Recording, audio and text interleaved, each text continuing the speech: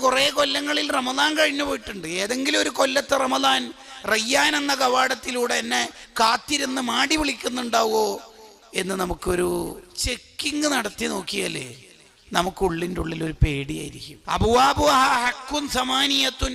സ്വർഗത്തിന് 8 വാതിലുണ്ട്. അതിൽ നോമ്പുകാര് മാടി വിളിക്കപ്പെടുന്ന കവാടമാണ് റയ്യാൻ, ബാബുർ റയ്യാൻ. ആ റയ്യാൻ എന്ന കവാടത്തിൽ കാത്തിരിക്കുന്ന ഏതെങ്കിലും ഒരു വർഷത്തെ റമദാൻ നമുക്കുണ്ടാകുമോ എന്ന് ആലോചിക്കുമ്പോൾ നമുക്ക് ഉത്തരം കിട്ടണം. അതിന് ഉത്തരം കിട്ടുന്നത് റമദാൻ കഴിഞ്ഞതിന് ശേഷമുള്ള ജീവിതത്തിന്റെ പിക്ചർ നോക്കിയിട്ടാണ്. ഹജ്ജ് സ്വീകരിച്ചിട്ടുണ്ടോ ഇല്ലയോ എന്ന് ഉത്തരം കിട്ടാൻ ഏതെങ്കിലും ലിങ്കിൽ കയറി ചെക്ക് ചെയ്താൽ റിസൾട്ട് വരില്ല.